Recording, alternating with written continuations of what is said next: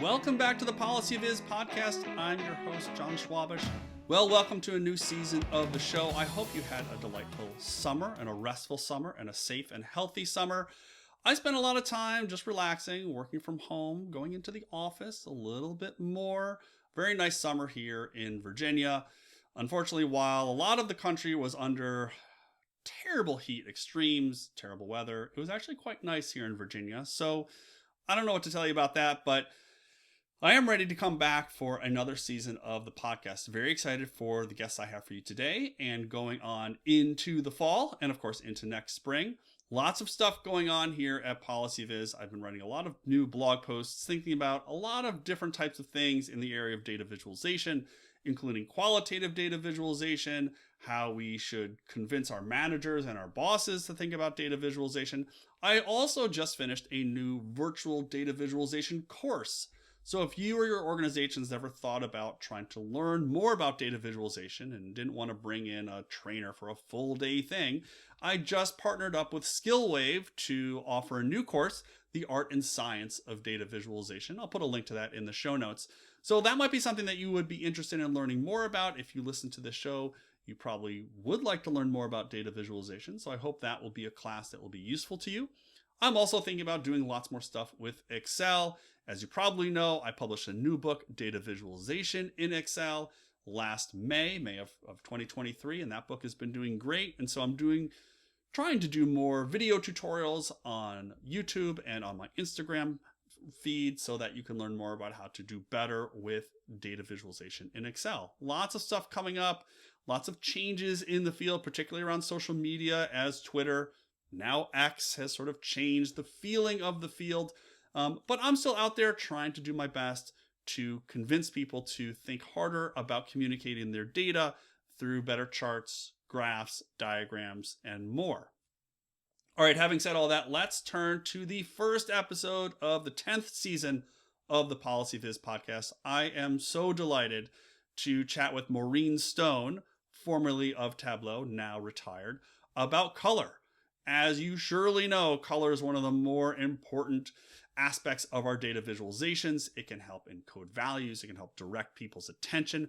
And there's lots of ways that people think and argue about colors, whether they're good, whether they're bad, whether we like them, whether we don't. It's objective, it's subjective, it's semantic, it's so difficult. And Maureen is one of the leaders in the field specifically, and most importantly for us, on how to use color in our data visualizations. So Maureen was so nice to chat with me last spring about a style guide question I had when it came to data visualizations and color. And so we reconnected in August of just a month ago to chat about her work and her experience and some of the challenges that she has seen and tried to resolve when it comes to color. And I think for those of you who are using Tableau, how the early days of choosing and developing color palettes in Tableau worked. So Maureen was gracious enough to come on the show, and so now you get to listen to my conversation with Maureen Stone on the first episode of the PolicyViz podcast for season number 10. Hey Maureen, welcome to the show. Great to see you. Thank you. It's good to see you too. How are things? How's the end of your summer going?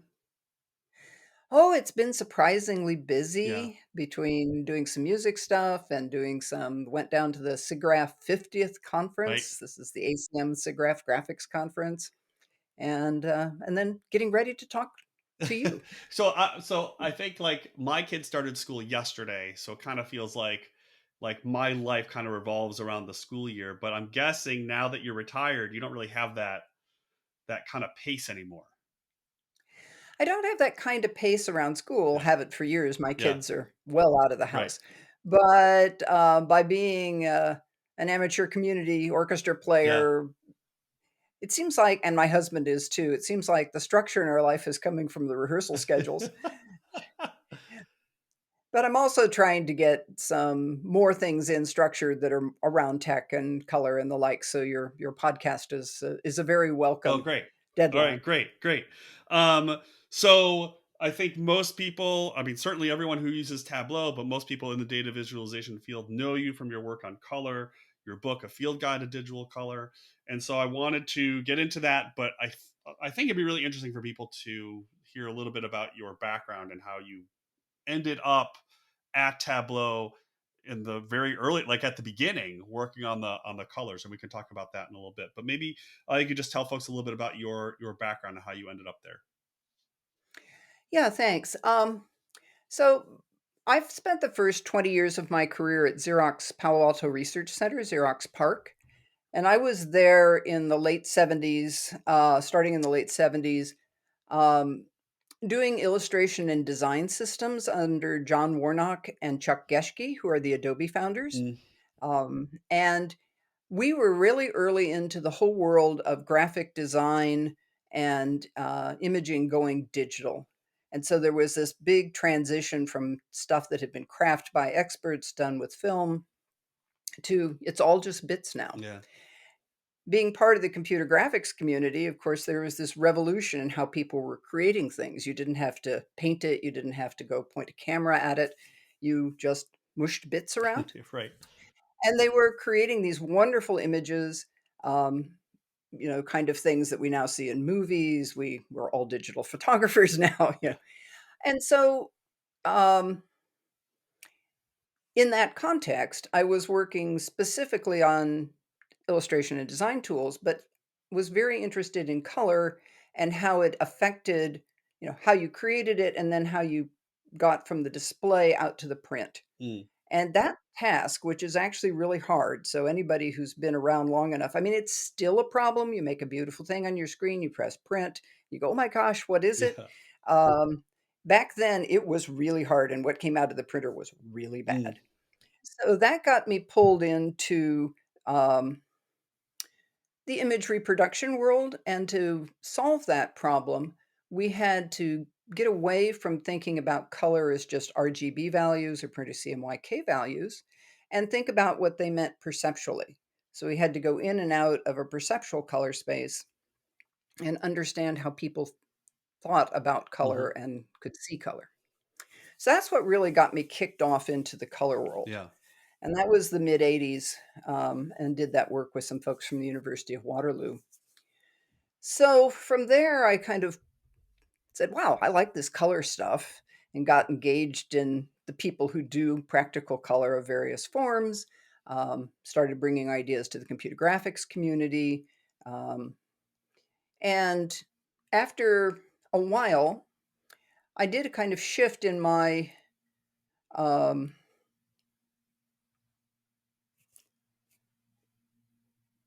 so we'll restart. Mhm. Um, so I talked about bringing color to the computer graphics community.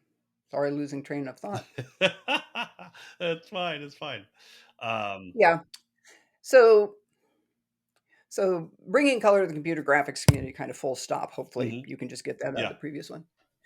So I decided after 20 years I wanted a more flexible life, and I started a one person consulting firm called Stone Soup Consulting, and that was it was 1999. And as part of that, I did a couple of different interesting things. One is to write the book, The Field Guide to Digital Color, because I learned all this stuff and I wanted to write it down. Mhm, And the other was get engaged with Pat Hanrahan and the computer graphics lab over at Stanford University. So we were living in the Bay Area at the mhm, time. And I'd met Pat back in the SIGGRAPH world. And Pat was getting, if you think about it, in the early 2000s, he's getting really interested in data viz. Stolte is there, yeah. um, working on his thesis.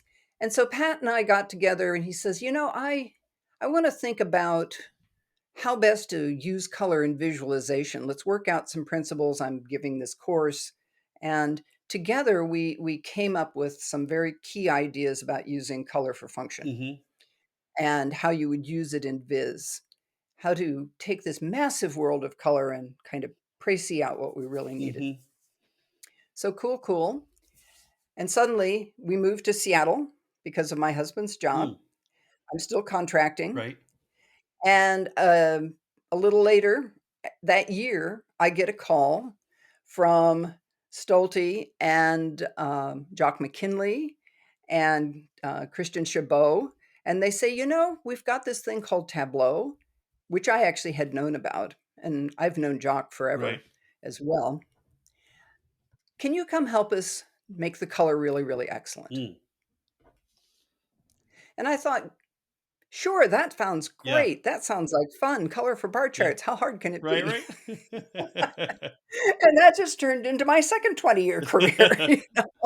So, like, right at the beginning, they were thinking about color in kind of a uh innovative, different way. Like, we're not just going to pick something random. Like, we want to think very hard about Exactly. it. Yeah. They wanted the appearance of their product, the vises you produced, to be just excellent. Hmm. Both Pat and, well, all of them, Jock, Pat, Chris, all cared tremendously about the presentation. They knew that good design was essential for people understanding them.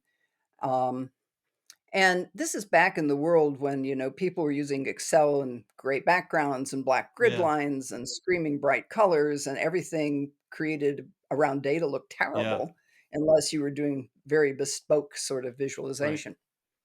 So that is really fundamental. Tableau cares about color, but they also care about, all aspects of the visual presentation Right. of the viz. So you get into Tableau, and I want I want to be able to make this clear for people, because I'm guessing there are some people out in the data viz world, or who are, or sort of on the periphery. They make graphs and they say, like you said, how hard can it be? So you make a couple color palettes. Like, what do you do with the rest of your time? And so that's like, you were like director of the research, is the research department. I don't know what they called it at Tableau, but We just called it Tableau Research, but all of this predates oh that by a long time. This is yeah, 2004, and I worked as a contractor, getting a contract a year up until 2011 when I actually oh joined wow, Tableau okay, as a UX yeah, designer, because that was the job Jock yeah, had, and the, and Tableau Research came shortly after that. So this was applied practice from what I already knew, and sort of drove a bunch of research that I did even while I was still a consultant. right. So But it I Go was gonna ahead. say, so tell me a little bit about those early days of developing those palettes, because now there's a lot that are built into the tool, but the very beginning versus, Over 60, yeah. unless you can add your own. Yeah. So the first thing we had to figure out was, how are people to think about color, right? If you do a bespoke sort of viz, you kind of create the viz and then you color Yeah. it. But in Tableau, what you're doing is you're moving your data, you're dragging and dropping, and it makes viz after viz after viz, Right. right? And so we wanted color to be associated with the data and its function, not oh, we've created an illustration, you now paint. Mm. And in fact, we really didn't want to give people the freedom to just arbitrarily paint their views. We wanted them to, by default, create excellent color. Hmm. So that meant that it functioned well. Categorical colors distinguish different categories, quantitative colors try to give you a sense of the order and magnitude of numbers.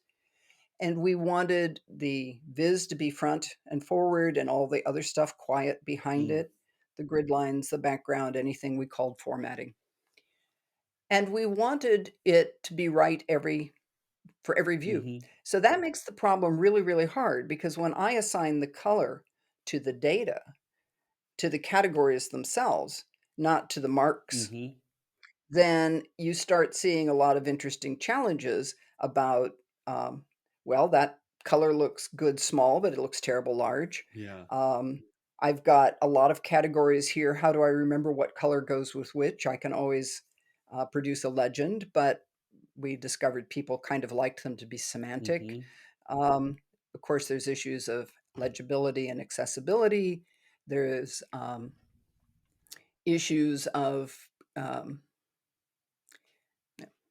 Yeah, and then there's, we'll stop. I was just saying, then there's the difference between categorical and quantitative and sequential, and all these different pieces that, like, I remember those early days of Excel with that dark gray background and like the bright green, and the Tableau colors are just much more well, relative to those are much more subtle. But but relative to those, everything was more subtle, I guess. Yes. So so you're thinking about all. So was there a goal of saying we're going to have this many colors and this many separate palettes, or was it more constrained than that, less constrained than that? The original goal was to have something that worked by default. Yeah. And so there was an open question. Well, just as was it palettes plus application to data the right UX? And once we decided on that, there were a lot of details to work Yeah. out. It was, well, how many colors are in the default Tableau palette? Right. People like to see a lot of them, but if there are too many of them, you have chaos and you can't distinguish them. So I did actually a bunch of, very applied color research, pushing colors around in a perceptual color space, using a combination of Adobe Photoshop, that's that CIE lab space, and my own custom tools to kind of push and measure. Right. I mean, there are metrics you can Hmm. use. They aren't perfect, but they're better than just having to eyeball Yeah. everything and thinking about all these issues. And we came up with 10. We came up with the Tableau Hmm. 10. And kind of an interesting thing about the Tableau 10 is that it lines up pretty well. You can name those colors. We knew that there's a red one and a green one and a purple one and a blue one. Hmm. And this turns out to be really important for how people think about color and certainly talk about color. If I'm pointing to the display and I say, that red bar Yeah. there, as opposed to this reddish, orange, mauvish, purplish thing. Yeah. Um, so think of your color, your Crayola coloring Yeah. your Crayola colors that you Yeah. got. There's kind of 8 of them. It turns out there's been research that says there's kind of 11 basic color names that we speakers all use and recognize. And so the Tableau colors are white and black. They're not those Right. colors. So we had to add kind of a blue greeny thing that doesn't really have a simple name. But to make a full 10. Hmm. Um, and as we talk later about research, that sort of research around the semantics of the color, how you hold the color in your head, Yeah. um, turns out to be really interesting and important to make it easy to use. Right. Um, in terms of how screaming bright are they, we knew that good design principles did not make things that were screaming bright. Hmm. If you also, but back then, even people were still printing those screaming bright colors, don't print either. Yeah. So we wanted something that really looked sophisticated, but legible. Hmm. And that was, as every time I'd make palettes, I'd get feedback from Chris, who's got a very good eye, and from Jock, and I'd get, Christian Chabot would have opinions about the UX and the general, did he think he could sell it? Yeah. Right. Right. Did the customers love it? Yeah. It was this really tight iterative sort of Yeah. thing. And then when the tools started to kind of take off and there were more and more users, did you receive feedback from customers and were you able to like was any of it useful that you could implement? Well, certainly the first thing we got was more colors. And so Tableau we 20. kept doing that, but and so the Tableau 20, Hmm. but beyond the defaults as well. Yeah. So the Tableau 20 is an interesting story because that was kind of a challenge from Chris. How far can you push it? Yeah. You know, maybe we need more. I mean, at some point, the colors mentally they're not distinguishable. You Hmm. can't kind of remember what they mean. Yeah. But if I'm taking a big hairball of a scatter Yeah. plot and I want to pull apart all of those different categories, even if they're not quickly and uniquely identifiable, I can at least see that they're different. Yeah. So having a goodly number that you could plop on there that worked seemed important. Right. So I pushed and I played and I really did push a lot of colors around and I stared at them and we had these great feedback loops going. I could just send RGB values to the devs and they would put it in the product because you can't really tell until you try it in the Right. product if it's really going to work. Right. And then I came upon this scheme of doing them in pairs, light dark pairs. Hmm. And that worked. The light colors, they're not as great visually. Hmm. But in that mix, and particularly since you can kind of identify them well, there's a dark blue one, so this is probably the light blue one. Mhm. That seemed to really help. Mm. And so that's how we got up to 20. Mm. And again, there's this, what is your brain trying to do with these, not just your eyes, Yeah. aspect of it. But they wanted colors for, oh, they needed some sort of stoplight colors, Yeah. because business people need Right. those. So I carefully designed them. So in fact, they vary enough in lightness. They are distinguishable by people with red-green color Right. blindness. Right. Not as great, but they're different. Yeah. They wanted just different aesthetics. Mhm. If you're going to do a dashboard and you had multiple views, you didn't want to use the Tableau 10 over and over again because the red one here might be different, mean different data. Right. So we put these disjoint palettes in. So, here's brown and yellow and gold and green, and over here we've got purple and blue and gray. Um, and then, for the quantitative colors, those color gradients, Yeah. um, people just had a lot of needs based on their conventions. There was kind of one color gradient for every uh, color in the Tableau Yeah. palette, but there was always the arguments about finance people want red green, and I'm going, yeah, but you Yeah. you can't see that Right. then when it's quantitative, like So we really pushed actually an early decision people might appreciate is to make blue orange the first defaults, both in the category and eventually in the Right. quantitative. They really wanted red green to start. Yeah. Um, but so that's the kind of feedback. It was customers saying, I am using this, I have real functions, I have real standards. Yeah. Um, and Chris would just come back and say, can you make more palettes, both for marks, but also for things like the little bars, Mhm. the and formatting and shading and everywhere there's a pixel, it's got to be some sort of Right. color. So I want to get to how then you were doing research, but then sort of later when it's sort of more formal at Tableau. But I'm curious in this piece that you mentioned where you would develop a palette or a color and you'd send it to the developers and they would put it into the tool. So then because you had mentioned earlier about how can perceive color differently if it's like a little mark versus a big thing on a big screen and even when it's Mhm. printed out. So what were those experiments? What did those experiments look like for you? Was that you bringing in data in Tableau and just trying as many things as you could? Well, so that I call that problem color and size. And it's a really well-known color perception phenomenon. So I'm going to give people a little bit of a geek definition. Color is not how you create it. It's not the RGB value. It's how you perceive it. And how you perceive it depends on a lot of factors. We know it depends on background, and it turns out size is a huge Mm. factor. So if you ever think about, do you ever go paint a room and you got the little paint chips? Hmm. And you said, that's a good color. And then you spread a bunch on the wall and said, Yes. Yes. Had that experience yes. several times. Yes. Well, I didn't know that it would apply to data viz, Yeah. but in fact it Right. does.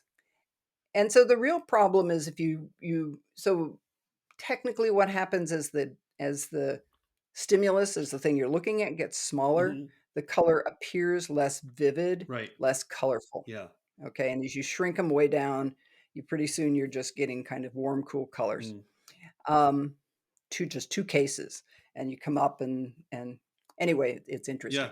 The So we said, okay, are there could some what can we learn about this in a practical engineering sense? I mean, you can go off to the vision scientists and they'll tell you all sorts of reasons why this is, but they don't tell you how to fix Yeah. it, Right. right? Right. It's And easy to so identify the problem. exactly. So we had a research intern named Daniel Zafer, who's now a professor at UNC, and she worked with me in Vidya, and we actually set up a bunch of experiments to try to model how size affected your perception of color. Hmm. And so we put people through these horrible experiments where they're staring at a screen and there's a big ball and a disc in the middle and two little ones on the side. And we go, which ones on the side look the same Yeah. as the middle one? And just a lot of collecting data from people, and Vidya's feeding them cupcakes to get them to come back and do more of these things. And, you know, um, and from that, we did a bunch of data fitting and modeling and came up with some, approximate linear models that gave us some sense of what um, would do if you could put it in the product to adapt the RGB value to the size, Mm-hmm. right? So everybody says, "Oh, what color is it?" And they mean the RGB Yeah. value, right? Right. But we're saying, "What color is it?" We mean, what does it look like? Yeah.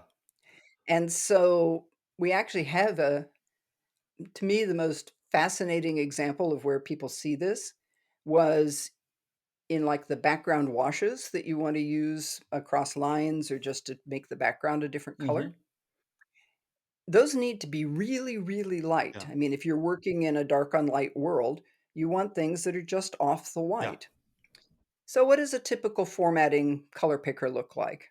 Oh, it's a little array of rectangles, just tiny little Yep. squares.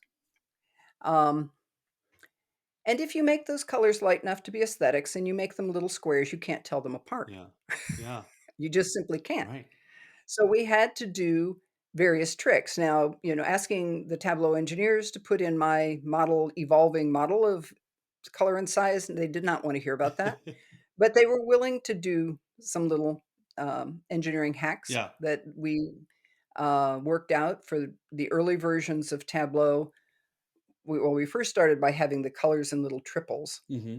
So if you look at the Tableau color picker, there's darker ones and then lighter and lighter Yep. ones underneath in little steps of 3. Right. And that's because those little light ones is probably what you really want on the background, but you can't tell what color it is, but you can tell what color the What ones are the ones above it above it? are, Right. which are also useful for other Yeah. things, right? So we're kind of labeling them. Right. The other thing that we did when we redid the colors, 2014, I think, we just flat out lied in the color picker. We put colors there, Yeah. but it's not lying, right? We put the right color Yeah. there. It's just a different RGB Right. value, Right. Right. right? So we actually adapted what the user saw so that when it was applied, It was they got true. what they Right. wanted. And so that, for this whole, there's a lot of color issues, but the color and size in particular, I want to make a point, people. It's not about the RGB value. Right. And that kind of thing is perfectly okay to, think about what RGB triple do you need Yeah. here versus what RGB triple do you need there. Right. It's not. It isn't about that. It's what it looks Yeah. like. Did you run? Were the engineers generally um were they generally willing to make those changes? And did you I'm guessing you had lots of conversations about the actual like user experience of how a person Mhm. goes in and like makes that selection. Like what were those conversations like? Well, in the early days, we were kind of doing all of everything. The company was extremely Right. small. By the time I actually got there, so this work is, after I'm a Tableau Yeah. employee and I'm after in Tableau Research, we had a really good UX design Mm-hmm. team and a bunch of engineers that, were UX good, competent UX design implementers, shall I say. And they were very open to working with me and other researchers if we could make it easy enough. Mm. And so the beautiful thing about a lot of color work is that it isn't I don't have to transfer complex code to them. I just have to give them some RGB triples. Right. Now, if I just give them a spreadsheet, that's a big pain because they have to transcribe them. Mm-hmm. So I would write code that would actually write the C++ tables they needed and let them drop it in. Oh, interesting. And if you do that, then they're like, Right. "Okay, I'll just drop the new table in. It's easy Yeah. peasy," Yeah. right? And so I also worked a bunch with the Tableau formatting team, which we were working mostly on format, but it kind of affects marks a little bit. But as we worked on the new design for the formatting system, um, I just found it a great experience to work closely with the visual designers and the UX designers and um, the engineers to say, how can we, what is practical? What will really work here? But, it's good practice, but it also gives this really interesting and excellent, it's doable, it's Right. practical. Right. But it's also interesting the way you describe that because it is even within this team, this broader team, you are talking to the engineers and trying to talk in their language to make their lives easier, which is like a lot of what data visualization is about, is kind of talk someone's language so that they can get something out of the graph. And you're doing that in the process. It's very meta, I guess, to build a data visualization tool where the whole point is to be able to communicate to people who may not actually speak that data language. Just kind of interesting. um Well, I mean, I started my life as a software engineer, yeah, so, right, right. So you kind of knew that language. um so okay, so now we're at like 2014, 2016. Tableau Research has kind of started up as its own, kind of sounds like a formal group. And you've talked about the work you did with Danielle and with Vidya and some others. The other thing that you mentioned earlier that I know you've worked on is on color semantics. And you've Mhm. mentioned a little bit, but I was thinking maybe you'd spend a little bit more time talking about that work. Yeah, happy to do it. Just to be specific, Tableau Research started in 2012, and I worked as a researcher, throughout my career there, but towards the end of my career, I was more of a manager. Yeah, So, yeah, so a lot of the research really kind of got done the 2012 to yeah. 2017 kind of time Right. frame, and you can put a link on your podcast Yeah, to the Tableau Research absolutely. website Yeah, so people can absolutely. see it. Um, Vidya comes to Tableau with a deep background in natural language and semantics, and she was carrying a vision for Tableau to become engage semantics more in the way it thought helped people think about visualization and the tools for that. Hmm. And so we had observed an interesting phenomenon. This is actually something I did some research on about color naming with Jeff Hare, who was then at Stanford, but now at the University of Washington, and his students. If you have a viz of, say, I don't know, fruits, let's pick something Yeah. simple, and you apply the Tableau 10, and the colors go wherever, Right. you may end up with purple bananas and orange cherries and the like. And you can kind of instantly say, this is wrong. This would be so much better if the colors of the viz match the colors of the Yeah. object, or more generally, some color that I strongly associate with that data value. Right. So things like brands, sports Yeah. teams, you know. Um, and if it doesn't, it kind of makes your head hurt. And if it does, Jeff Hare and his students even did some research to prove that you will, in fact, remember better and be a bit faster at the task Hmm. of, selecting things and finding things. This all kind of makes common sense, but being in research, we have to kind of prove it all. Right. So Vidya had noticed this. We had a whole bunch of examples from Tableau Public where people had gone to extraordinary measures to be sure that the semantics all lined up. And she said, can I do this automatically? Mm. And so there's a paper that we wrote together where she used her, uh, you know, semantic language and scraped the web for Google tools to come up with automatic assignments based on the semantics of the Right. categories. And we blended that. Now you can say, well, I can do that, but now there'll be terrible colors. But we then use that to snap those to color palettes that I had already designed. Hmm. So we knew they were decent. They were decent Yeah. colors, and we were really excited about that. And that would have been a great um, feature to add. But it has its tendrils Yeah. out into the web, and and also by that time the company is, really getting a little. Well, no, don't cut that part because it's not self-contained and involves, potentially using tools and IP Right. Right. It just gets that we bigger don't and own, bigger and bigger. right? Right. Right. Right. Right. Yeah. So you have that paper. So now you're a manager. But what's interesting? So you retired when, in 2021, Yeah, it was just a bit over a year ago, so it's 20 2022. and June 2022, is But that right? but now you have a new paper with Danielle and with Colin Ware, um, Mhm. on the rainbow color palette, and I want to give you a few minutes to talk about it. But it's to me it's fascinating because in my relatively limited time in the data visualization field. The first big fight you run into when you get into this field and you hear about Tufty and Few is you should never ever use pie charts. And then and there's still that fight, and then there's still the less of a fight, but bar charts just start at zero. But it's like the two big ones that are like, or maybe three big ones. Never, never, never. It's like no pie charts, no 3D, and no rainbow color palette.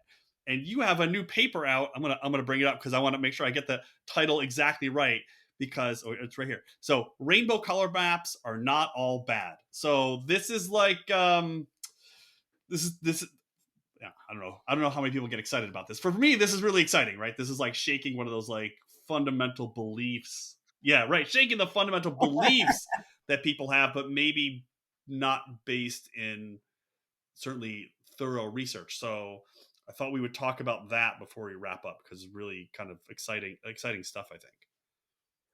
Thanks. Yeah, I Colin Ware was the instigator of that paper, but he reached out to me and Danielle. And so Colin comes more from the scientific visualization community than the InfoVis Right. community. So there, the whole world of, it's we've talked in Tableau mostly about categories, but we too also map quantity to color. It's just we don't do it over images. Yeah. Um, and so and he had been asked to review yet one more paper, or no, actually, he found it published, one more paper saying the same old things about why the rainbow is Right. bad. And we went back, and the first paper that said the rainbow is terrible was in the mid Okay. 80s. And here it is, the 2020s, and there's, you have to ask yourself a couple of things. Why do people still use them? Yep. Is it because people are idiots, or is it because there's something we don't Mm-hmm. know? And furthermore, why do we keep publishing the same old rants over and over Yeah. again? Because nobody's adding any new information about Yeah. it. So it kind of breaks down into two kind of domains. What is a rainbow?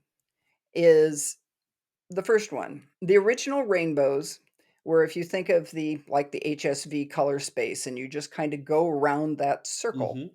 So what you're doing is you're going around to the corners of the RGB color cube and taking the brightest and most vivid colors. Mm-hmm. And when that was, invented back in the mid 70s, that was really exciting because computers were really slow and that was really cheap. Mm. Yeah. Okay.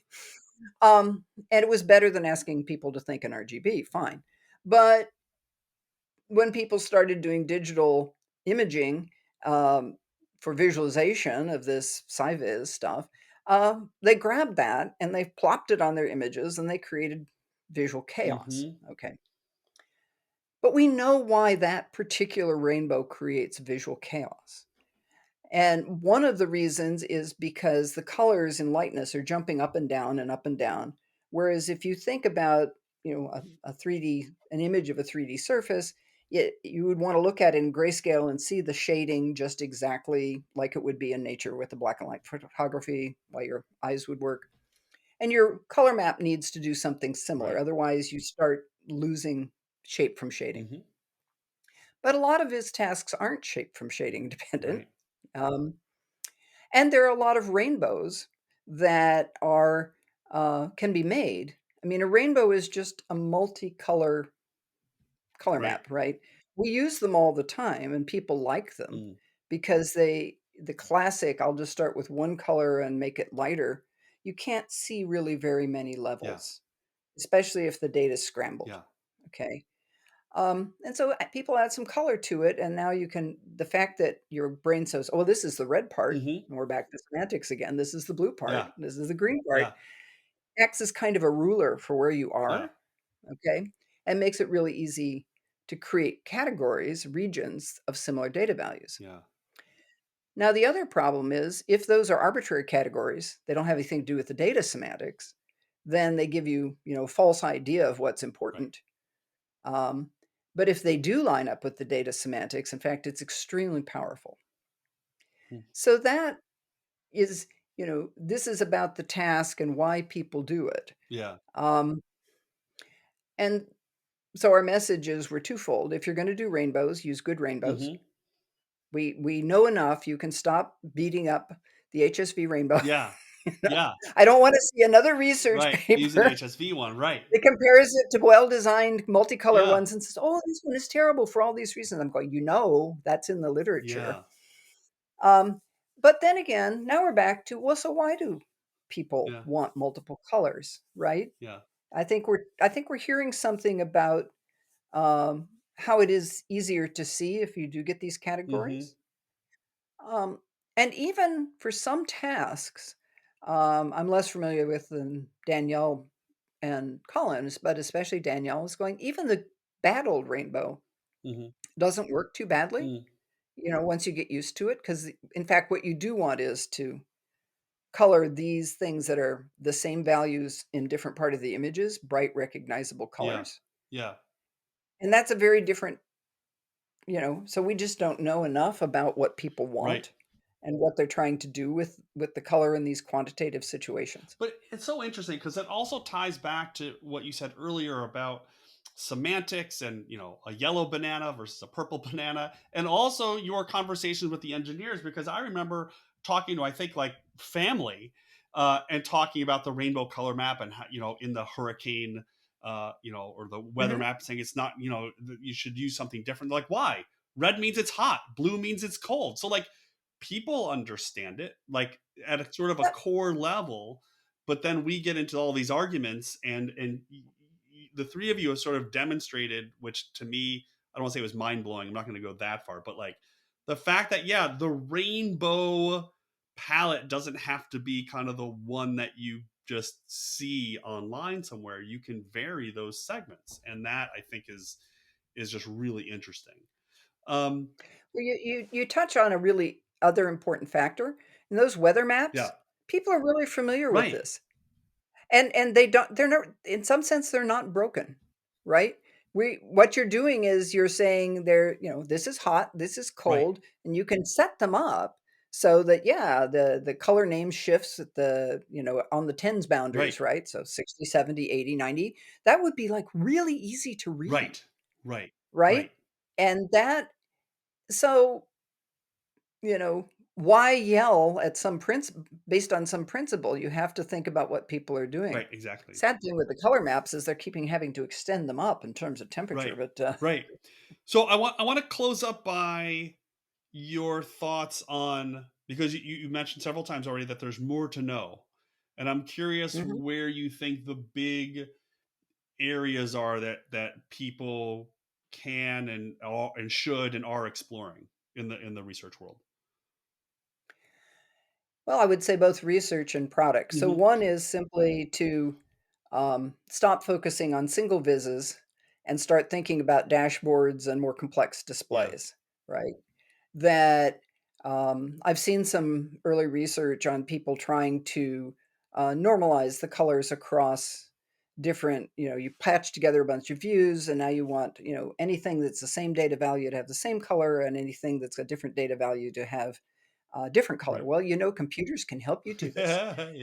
You know, I mean, at the very least, they can tag it, and people are showing that, of course, you can set up optimization systems that will even set it. Right. Um, so let's stop thinking about color as just one viz. Hmm. Um, I'd like to encourage people based on the rainbow color map paper type work to say, can we stop just saying there's got to be simple hardcore rules that everybody has to follow? Hmm. This is people trying to look at things and see them and understand their data underneath it. This is not an easy problem. It's not going to be a handful of rules. Yeah. There's a handful of rules that keep you from, see how to say this politely. You can get rid of the stuff that clearly is Yeah. terrible, right? And then you can um, leave people with a core of things that are good Yeah. enough, right? So stop trying to optimize for perfection. Oh, is it six colors or is it five? And say, how do we make sure you get rid of the really terrible cases? Hmm. And then let people have the flexibility to play within the okay Right. space, Right. right? And some people have proposed that AI can help with some of this, that the AI can also play within this reasonable Hmm. space. Um, Given the success of AI for images, I think that's quite Yeah. possible. Um, those, I don't know if I want to stop there or not. Oh, did I say accessibility? It's got to be Yeah. accessibility. It's got to be the Yeah. last one. And then remember that not everybody sees the same. Hmm. And so instead of saying, oh, we have to have these hardcore rules so you never make a viz that someone with extreme color vision problems or spatial vision problems can't use, Hmm. can we use our computers, our tools and smarts to make things adaptable? Mm.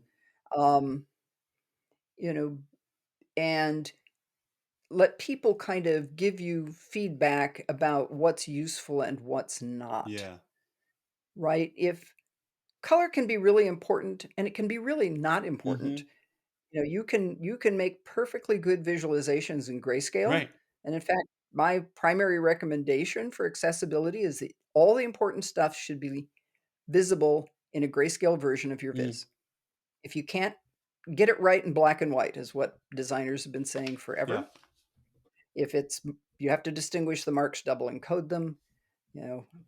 And then, but if it's kind of, but then there's certain aspects of color that it doesn't matter if it's really exactly the color that I see and you Right. see. Right. Does that come to a good Yeah. conclusion? I think so. I just think there's a lot more to learn, and you have moved the field so far ahead, and it's just to me interesting how all it's kind of like this narrative of how everything kind of links together. They're all separate, in some ways separate projects or separate tasks or separate tools or separate this, but they all sort of link together in how people think, view, talk about color, and then how we talk to each other, both clearly within your team, within research, within Tableau Research, and then the other groups, Mhm. but also how we talk to people who are using the visualization, be it a dashboard or a PDF graph or something like that. So it's just really interesting. Um, so just to kind of finish up, if you were back at Tableau, so they Mhm. reached out, they're desperate, they need you back, Maureen. What and they said we just need you to go back into the color tool. Would there be anything that you would go in and change? Is there any kind of like last big modification you make, either to the user experience or to the palettes, or how many there are or anything like that, or do you feel like it's one of the better ones out there at this point in terms of all the there's a lot of tools, so So that's a really complicated yeah. question. At this point, you have to say it's not Tableau, it's Sure, Salesforce. that's a good point. Yep, that's right. And um, when I look at color is now often um, it's given to the user experience Yeah. team and the visual designers. It's a big company now. It has experts, Right. and most of those experts, while they don't use exactly the same tools and terminology I do, can get equally good Yeah. results. Um, and they have user researchers, Mm-hmm. and they have accessibility officers. They should. Um, and so, m- my coming back and saying, "Oh, I wanted to innovate in some Yeah. researchy sort of way," is kind of Yeah. irrelevant, Yeah. right? For the bigger Right. product. Right. Um, I would hope that they would use, since Salesforce is a very AI forward kind of Yeah. company, and Vidya's still there heading Tableau Yeah. Research, that we will see some of these semantic ideas get in even to the color world Right. as well as other parts of his, Yeah. and that would be very Yeah. cool. Very cool. Well, Maureen, thanks so much for coming on the show. I appreciate it. This was really interesting. My Great story. pleasure. All right. Well, enjoy the kickoff to fall and to whatever your next concert is. I appreciate you coming on the show. I appreciate being invited. Thank you very much. And thanks to everyone for tuning in to this week's episode of the show. I hope you enjoyed that conversation with Maureen, and I hope you check out a lot of the links that I've put on the show notes page on the website. I hope you'll also consider checking out my new asynchronous video course, The Art and Science of Data Visualization with SkillWave. I think this is a new way for me to connect with more people in the data visualization field and help people do a better job of communicating their data visually. You can also connect with me on Twitter. Yes, I'm still there. You can also connect with me on Instagram or on the website, or you can subscribe to my Substack newsletter that comes out every other week with the podcast. So until next time, this has been the PolicyViz podcast. Thanks so much for listening.